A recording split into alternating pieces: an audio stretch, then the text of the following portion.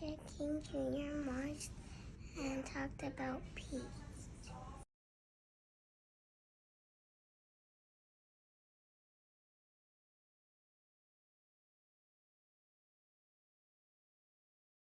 Martin Luther King Jr. fought for equal rights. He did not like segregation. He gave a speech about his dream to treat everyone fairly.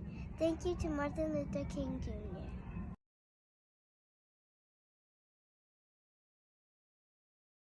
Martin Luther King Jr.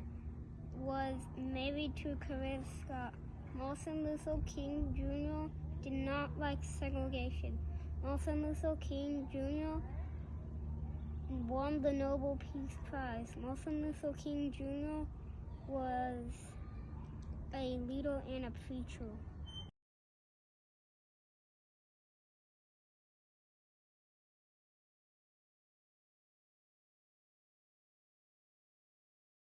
Martin Luther King Jr. wrote a famous speech.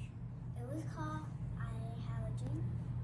Martin Luther King wanted everyone to be treated the same. Happy Martin Luther King Day!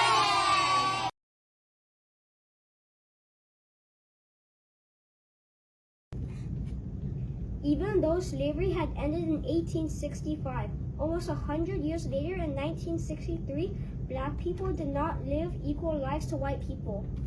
Jim Crow laws were laws which segregated Black and white people. For example, schools were segregated. Black and white people couldn't play a game of cards together. Even hospitals were segregated. It was not fair. Civil rights leader A. Philip Randolph was always trying to have a march on Washington, so he reached out to Bayard Rustin to help him plan. They both wanted to protest against the unfair Jim Crow laws against the Black race. They started by fundraising money for things they needed, such as buses, portable restrooms, portable water fountains, ads, and first aid items. The March on Washington was on August 28, 1963. The cause of the march was to change other people's perspective about segregation. The goal was to get at least 100,000 marchers at the event. This march was when Martin Luther King Jr. said his famous I Have a Dream speech. Martin Luther King Jr.'s I Have a Dream speech talked about the president who freed the slaves, known as Abraham Lincoln, and how Black people deserve the same rights like white people do. And one of the sentences it says that little Black girls and boys will get to hold hands with little white girls and boys' hands. And when he finishes, he says that everyone is free, and everyone clapped their hands and cheered, so that everyone will get the same rights together. In 1964, less than a year after the March on Washington, the new president, Lyndon Johnson, signed the Civil Rights Act of 1964. Then, in 1965, the Voting Rights Act of 1965 was signed. Together, these acts officially ended Jim Crow laws.